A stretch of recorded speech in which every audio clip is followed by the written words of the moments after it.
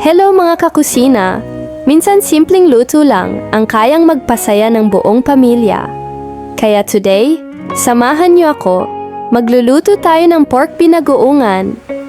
Lutong bahay na simple, malasa, at siguradong mai-enjoy ng lahat. Simulan muna natin sa paghahanda. Hiniwa ko na ang sibuyas, bawang, kamatis, at siling green. At prinito na rin natin ang talong para mas mabilis na ang pagluluto.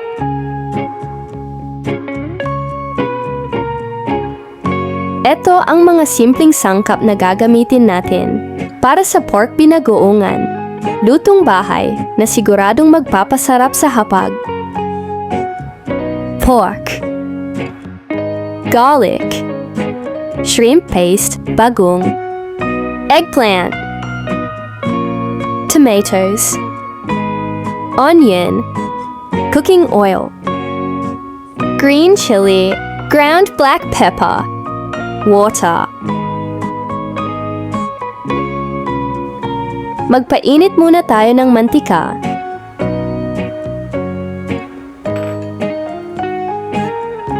Isunod natin ang bawang. Igisa hanggang maging golden brown para lumabas ang natural na aroma.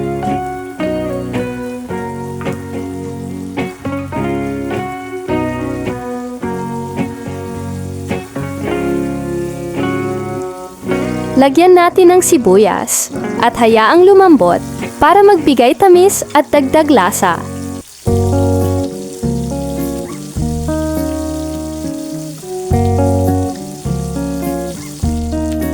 Ilagay na natin ang pork at igisa hanggang magbago ang kulay. Dito magsisimula ang sarap ng binagoongan.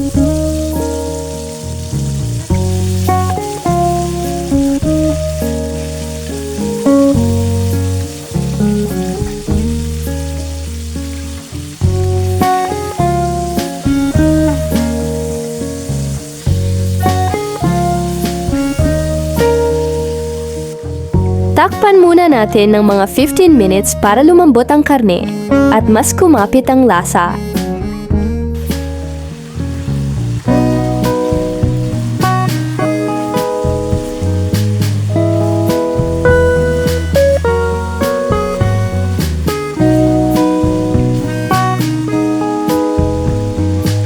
Ngayon, ilagay natin ang kamatis. Hahayaan natin itong malusaw para magbigay natural na sauce. Lagyan ng kaunting paminta para balansehin ang alat at linamnam ng ulam. Siyempre, hindi mawawala ang bagoong alamang. Ito ang magdadala ng tunay na karakter sa pork binagoongan. Ginisa ko na pala kanina ang bagoong para mawala ang lansa at mas lumabas ang alat linamnam nito. Dagdagan natin ng tubig para maging masabaw at mas lumasa pa ang ating binagoongan. Takpan ulit ng 30 minutes para siguradong malambot ang pork at kumapit ang alat tamis ng bagoong.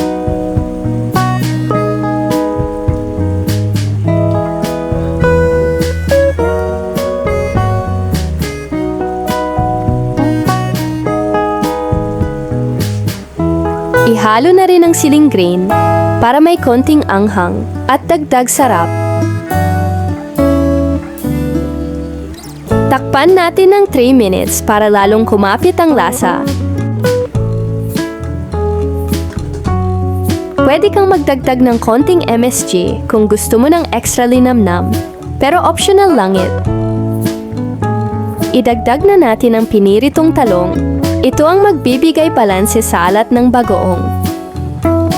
Bigyan lang ng huling halo para siguradong pantay ang lasa at handa ng ihain. At ayan na, isang simpleng lutong bahay na pork binagoongan, handa ng kainin at siguradong mae-enjoy ng pamilya.